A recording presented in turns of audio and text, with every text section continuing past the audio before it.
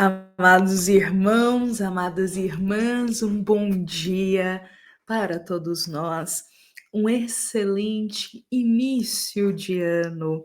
Hoje é o primeiro dia do nosso amado ano, que com certeza Deus reservou muitas bênçãos, muito aprendizado e muita, mas muita experiência edificante para todos nós. Então, hoje vamos receber com muita alegria não apenas um novo dia, não apenas um novo mês, mas um novo ano em nossa existência terrena.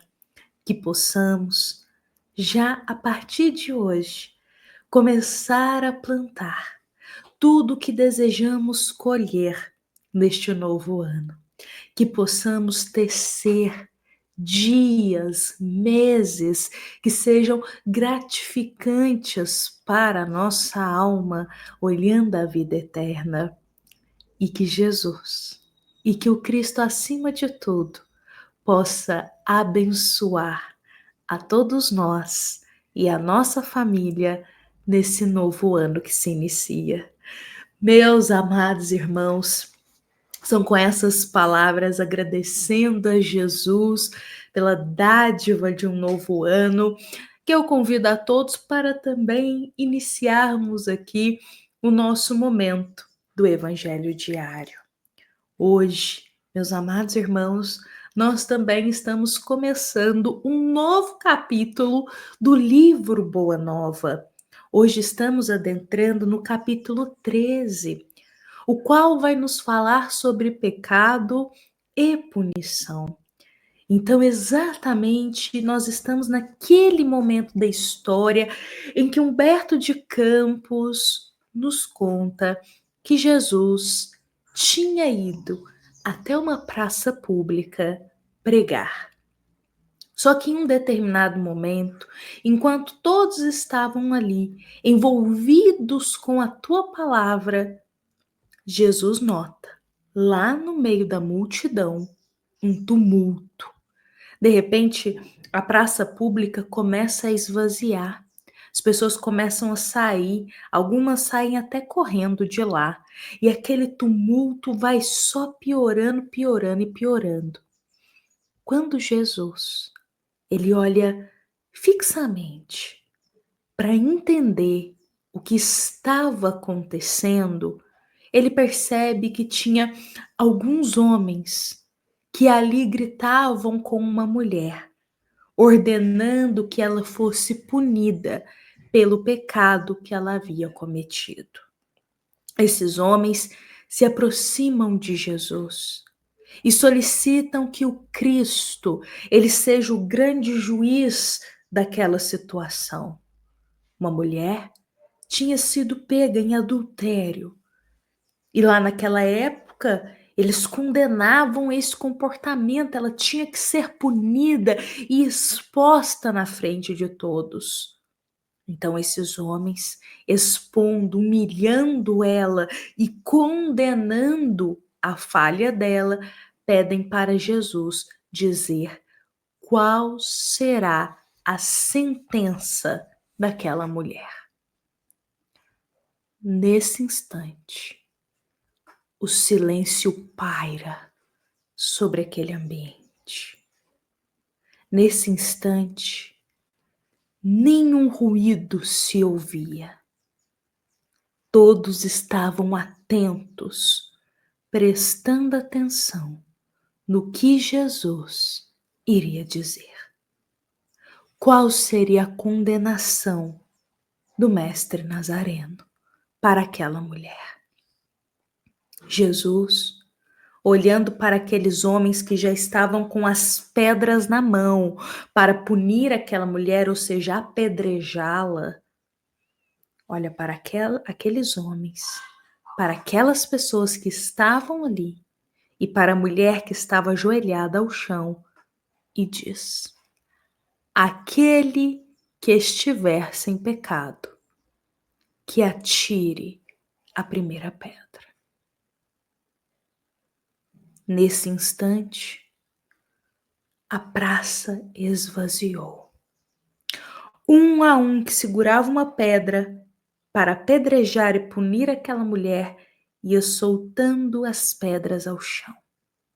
Iam saindo, um a um, até o momento que restou apenas a mulher, em prantos, jogada no chão, e alguns discípulos de Jesus, abismados olhando toda aquela cena.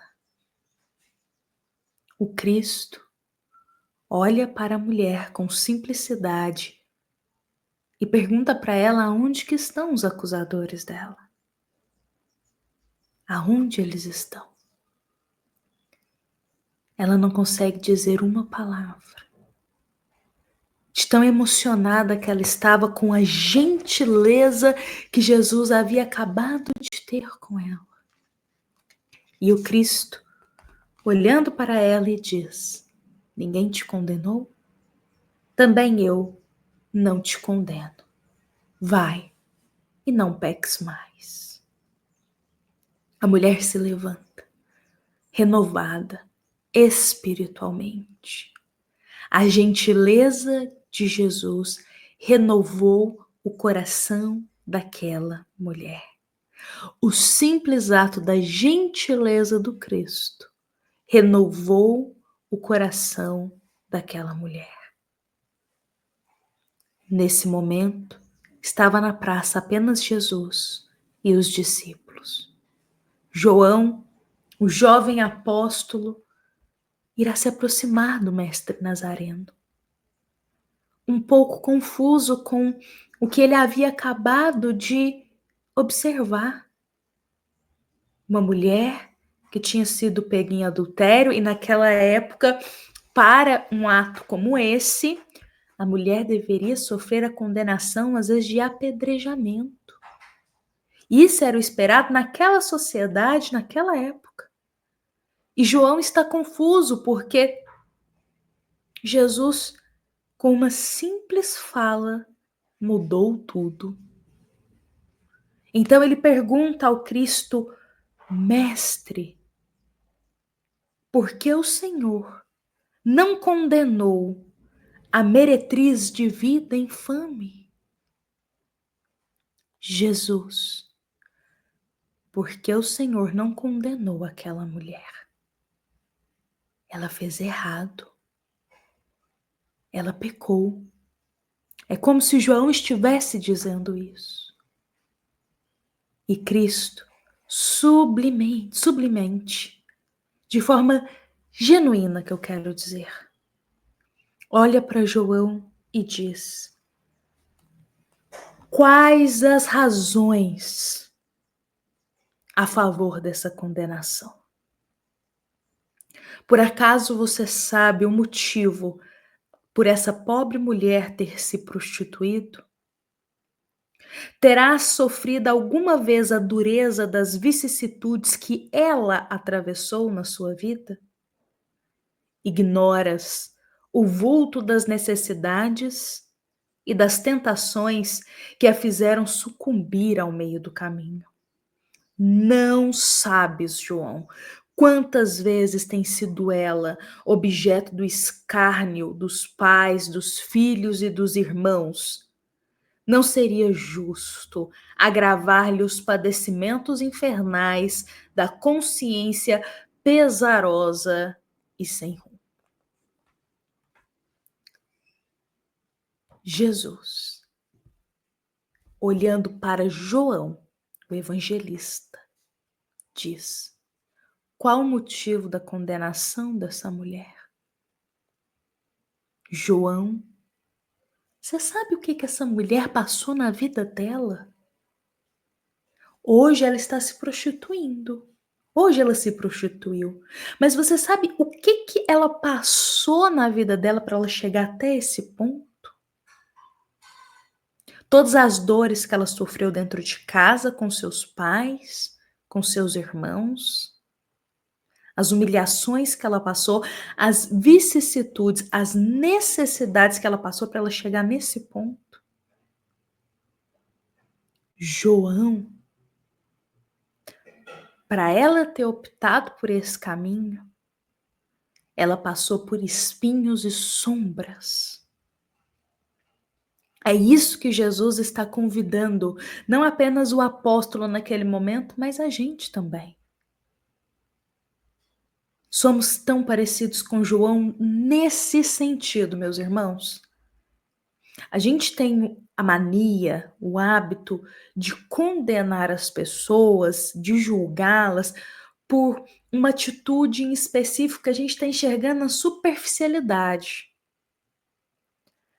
Mas o que aconteceu antes para chegar nesse ponto?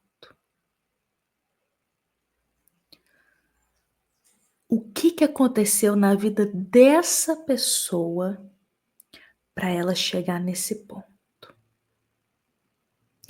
Jesus diz: aquele que estiver sem pecado, que atire a primeira pedra. Ou seja, aquele que não tiver nada condenável na vida, que julgue então. E quem de nós não tem nenhum ato, que é um equívoco, que é uma falha, que é um erro? Sabe, meus irmãos, às vezes a gente olha para a vida do outro e tira conclusões precipitadas pelas escolhas que ele faz.